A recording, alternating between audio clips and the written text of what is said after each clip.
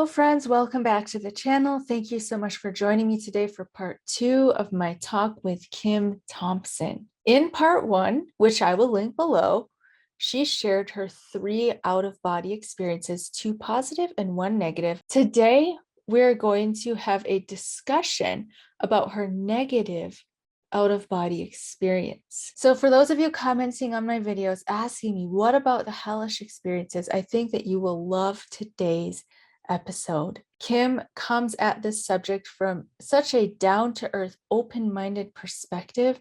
She considers different possibilities in her presentation and ultimately leaves us with a very practical and hope-filled message. Thank you guys so much for watching. Here's Kim. I get a lot of questions about the negative experiences because most of the experiences we hear about are positive. And so then people will say, well, what about so-and-so who experienced hell?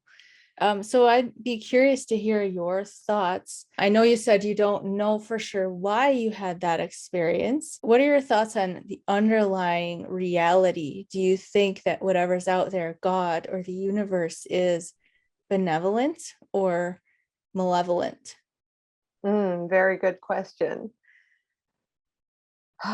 That's a really good question. And again, this is all just my opinion and perspectives. It's certainly, nothing more than that, based on my life and experiences. But I think that here in this universe, it's both. But I ultimately think, like, if you really want to get down to what it's all comes from, it's all from a place of benevolence and love. But I think that it's possible that that energy or God or benevolence or love or consciousness or whatever you want to call it created its opposite, created duality, and then hence created physicality and the universes and everything just to have experience.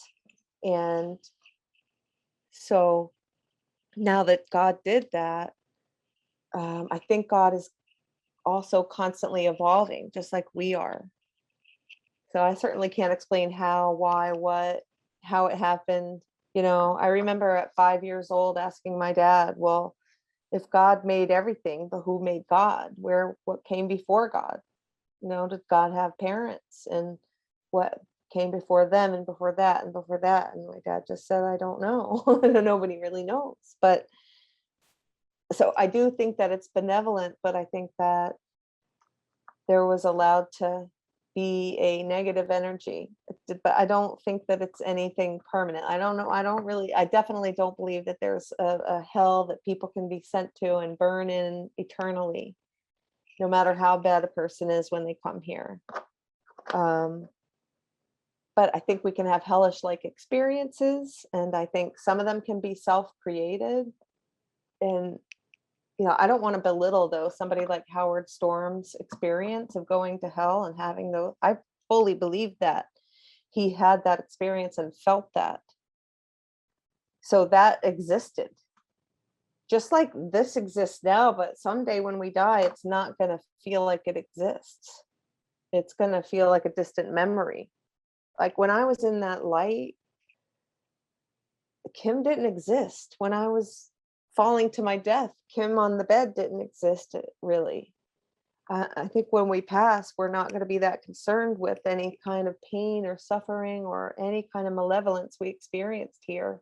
Now, I think when we pass, we could still experience some leftover malevolence if we have that state in our consciousness at the time of death, or if we have pulled ourselves away from spirituality during our lives. There are a lot of reasons we could have a negative experience. But I think I think everybody who's ever had one has then been pulled out of it. Now, of course, we don't know about the people who have actually stayed dead, but it looks like they would. And I don't think a kind, loving God would ever want anyone to stay in that state forever and ever. But I do think God has given us free will in this physicality. We have free will. However, when I was out of my body, in these experiences. It didn't seem like there was a lot of free will, but it didn't seem to matter either. Like when I was falling in the water in this recent one, I didn't have any control of that. Whatever force was pulling me, what was that? Who was that? I didn't have control of it. And I couldn't take my focus off of that blue light. And I didn't care. I didn't want to. So there was a force. In all of these instances, there was a force that was driving me. I wasn't driving it. So I wonder if when we pass into the light and into our consciousness, if we really have the same type of free will. Because I don't know, because I felt like me, like an individual, but I felt like more. And so and connected to more. And so not separate from this thing. So not questioning, why are you doing this? Why are you doing that? Why did this happen? Where am I going next? No questioning.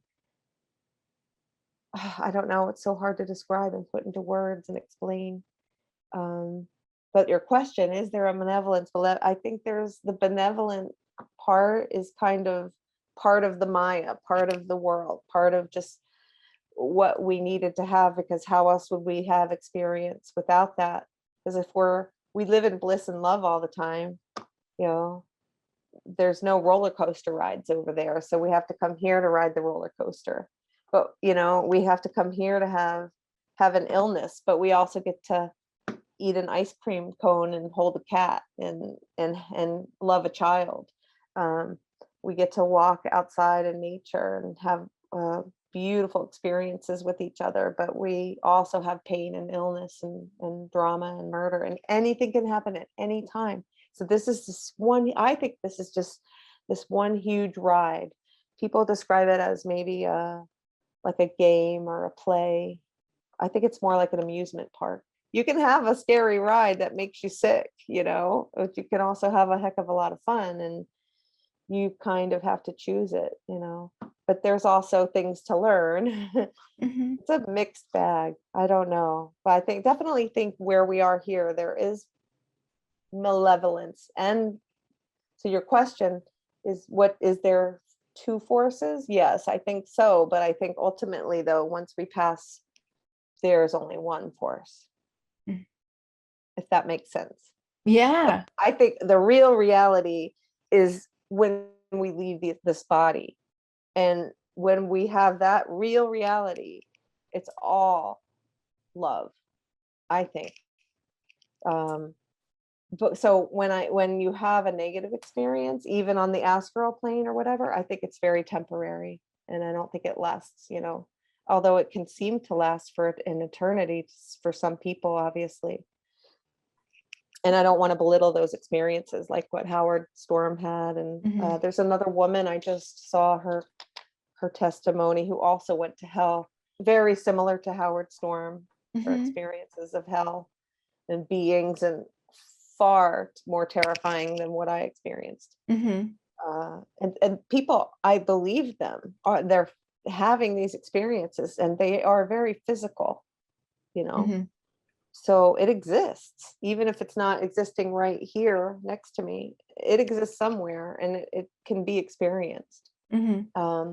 But I do believe we all have the power to come out of that malevolence. Hopefully that Right. answers your question. Yes, that was such a great answer. Oh, And thank you. it does seem in all the stories I've heard, like you said, we're only hearing from people who come back, but it seems like there's always this moment where they either call out to God, they call out to Jesus, or they ask for help, and like instantly they're transported out of it. It makes me wonder if on the other side things are more thought reactive, and we're somehow, not to blame the people who are having these experiences, but in somehow we're creating this. Oh, I think so. I think so. Um, although it's possible some people have said they feel like they planned it in Yeah. in their incarnation before they even came. I don't know. Uh, but yeah, it does seem kind of self-created in a way. Yeah. Maybe created isn't a good word because it does make it Yeah, sound like this is your fault, but more like we have more control over it. absolutely. And you have to realize your power. Like Howard Storm had the opportunity not to go with those beings right from the Hmm. beginning, didn't he? He had the choice and the chance to say no thanks, not going there.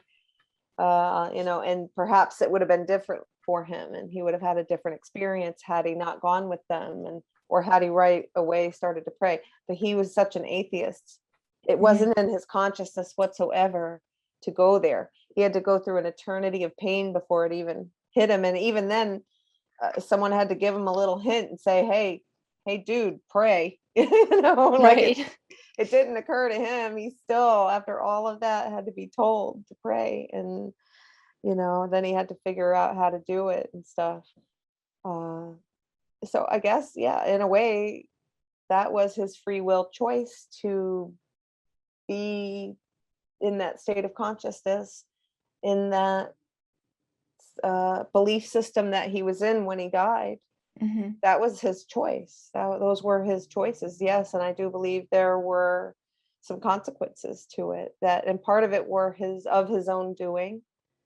Part of it maybe was planned with him and his guides. I don't really know. I certainly don't have those answers of what that all is, but it was necessary for him to bring him to where he is now.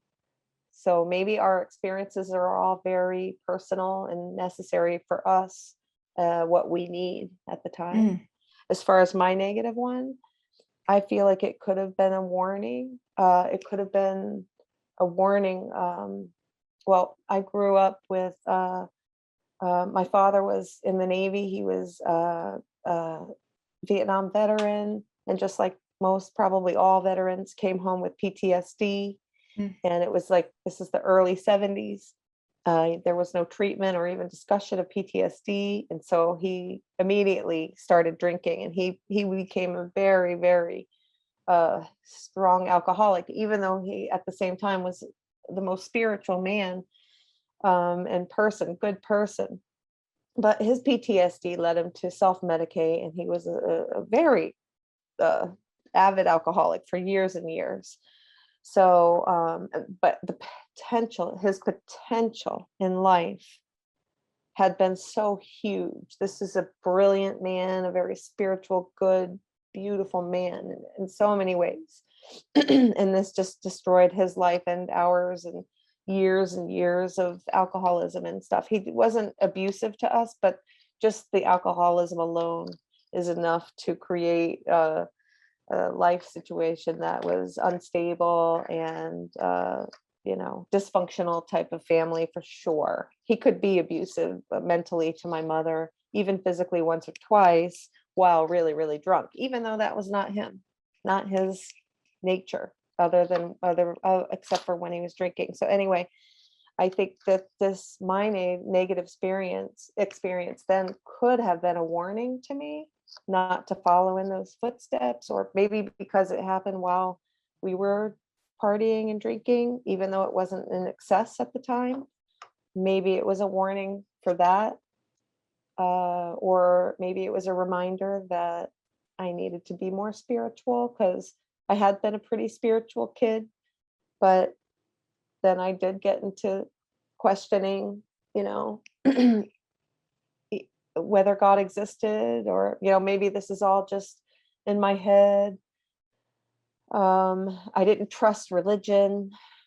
Even though I was given freedom to have open mind religion as a kid, and even, growing up, was encouraged to make up our me and my sister were encouraged to make up our own minds, have our own experiences, study different religions. We were raised Catholic, but nothing staunch. We'd go Christmas and Easter. But I was raised to believe in God, but it was really casual. It wasn't, like this dogmatic religious home whatsoever. And we moved around a lot. There was never like a steady church situation in my life. But I always had this just deep relationship with God and Jesus since I was really little, because I think at a very early age, like a lot of my dad's drinking would be out of the home, so he would just be gone. And I knew even at a young age that he's out drinking, he's not going to be himself, and he's going to drive home and maybe he'll die. So I had this huge fear that he was going to die, while he was out drinking and get into a wreck or something.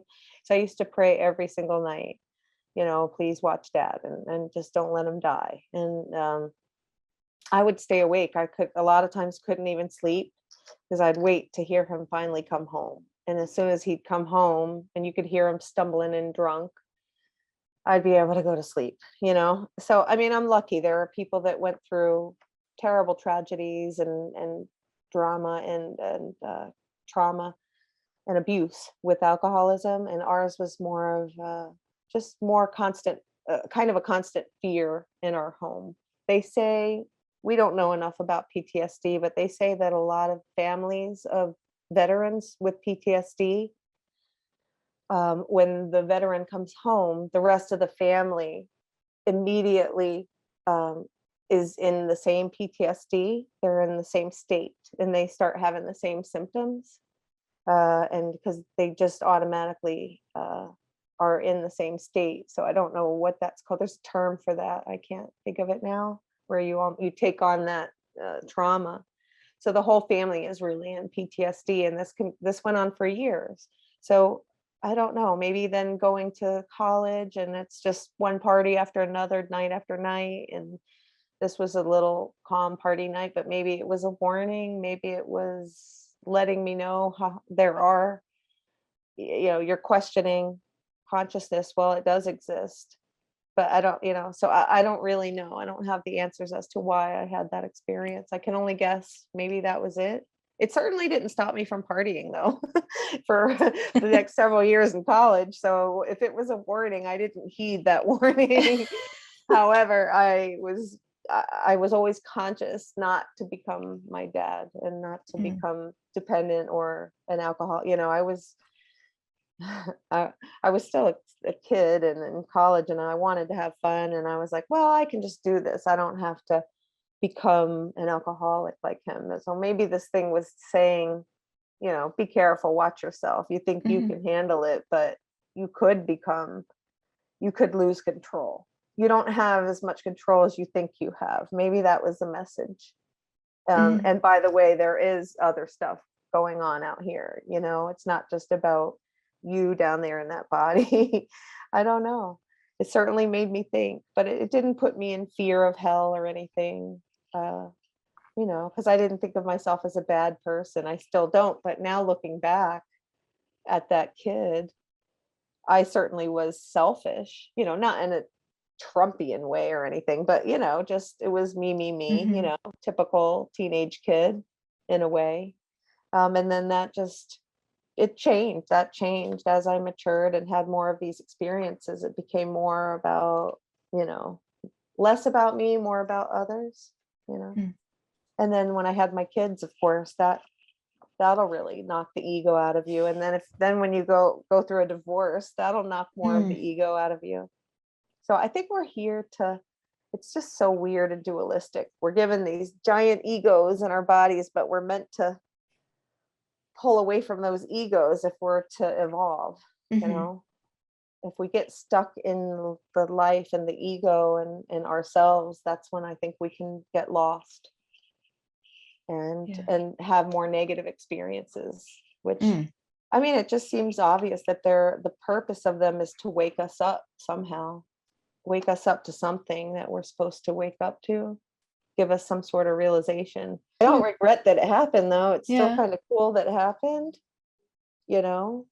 because I was in these prayers, though, backing up, like when I was a kid in bed praying, I would get out of my dad and be like, okay, so now let's talk. I almost had these conversations with God and Jesus. I would ask them to give me signs all the time, and then they wouldn't. And then I'd be like, okay, well, I'm still waiting. So who knows, maybe these were signs that finally I got them. I would ask all these questions, like, about the existence of life and why are we here? And what are we meant to do, and what's it all for, and why do people suffer, and why do some people have money and others don't? Just a gazillion childlike questions I would ask God, and then I'd be like, yeah, maybe you'll answer me someday. Eyes roll, go to sleep, good night, amen. So I had a very weird relationship with spirit or God or whatever. It's like I had these conversations, but I knew that they were there, even though they weren't really answering me. But then as I got older, that's I think when I started to question, well, all these years I've been praying and I've gotten nothing. I've got no answers. You haven't shown me a sign. You haven't shown me a thing. Meanwhile, I look back and there were signs and things shown. It's just I didn't recognize them so much, And there was probably a lot more happening than I realized, you know. But then I had that experience, and then I had the good ones. And one thing that definitely changed from that is I recognize there's a lot more going on to life than we know, and I don't know much about it. And all these questions I've been asking, I'm still asking the same questions 30 some years later. Well, even more if you count back to when I was 5. And I have a lot more questions than answers. But sometimes if you ask me a question, stuff pops in, and I can't take responsibility for it other than whatever as I've experienced. Well, I think those people who think they have all the answers or have a tendency to be more narrow-minded. And I think that you, because you're so down to earth and you're so humble and Oh, thank admitting you. I don't have all the answers, but even just sitting here, it's just like you have so much wisdom. Like wisdom is Oh, just God. pouring out of you. I could talk to you for Oh, hours. thank you. Oh, wow. I don't know if wisdom is the word, but thank you. Thank you. Well, is there anything else that you would like to share that you just feel really pressing, like I really want to share this? Any other experiences or anything else that you want to say?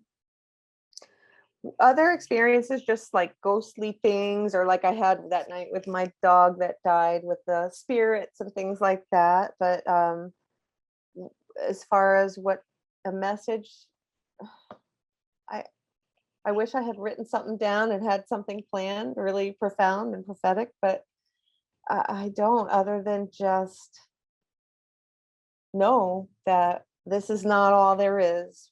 We Mhm. do not die and then, you know, zone out into nothingness and cease to exist. We don't have to fear death. We don't have to fear hell. I think that you can reconcile anything in your life here and now, and and ask for forgiveness and forgive yourself as well. Forgive others completely, and just not have fear. Mm. Not live in fear. That's easier said than done, I know, especially this past couple of years and the pandemic and everything, Mm. And I think that a lot of us are experiencing really hard, tough times. A lot of us are grieving. Uh, just try to hold on to the faith, even if you haven't had an out of body or a near death experience for yourself. Just have, so hard to say, have faith if you haven't, but it could happen at any time. I don't wish a near death. I don't want to have a near death experience, because I don't want to be hit by a bus or get ill and stuff like that. I'm very lucky that mine were just out of the body and back in. But I think spirit knows me. I don't want anything to do with being, maimed and sick. And but yeah, maybe some of those near death experiences have yielded more intense results for some of those people, like Howard Storm, for example, or the guy that got dragged by a train. I'm sorry, I forgot his name.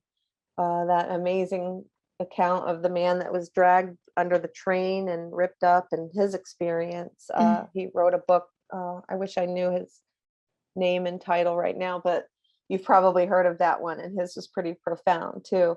I don't want to go through any of that, but I think that you can just more peacefully and calmly at your own pace learn to leave your body in a good way, or just have a peaceful, blissful experience with meditation and prayer. We don't have to die. But I guess the biggest thing is to know you don't die. There is a lot more to this life, a whole lot more. So there's a lot to understand. There's a reason that I've been questioning for over 30 years, because these profound questions just, there's so many ways to answer them, so many different people that have answered them in different ways. People try to answer them with different religions, and Mhm.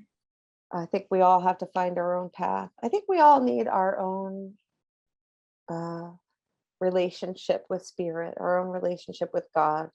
I guess that would be one of my biggest messages Mm. is just to have that. And you don't have to have a near death or an out of body to have that. You don't. So I think you just have to be willing and accepting and forgiving, because you can't be angry about anything in your life, even though you may have reason to be angry. Mm. Maybe somebody took a loved one from you, or a loved one was taken from you, or you have a serious illness or serious crisis in your life, serious grief. These are real things and we feel them. So it's very hard to say, well, just have faith and go meditate, and get your Mm. bliss on when you're going through cancer or the loss of a child or something. But so I guess the most important thing to say is that despite those hard things, that's not all it's going to be. There is a light at the end of the tunnel, and this is all temporary. We do get somewhere better, and all of that goes away.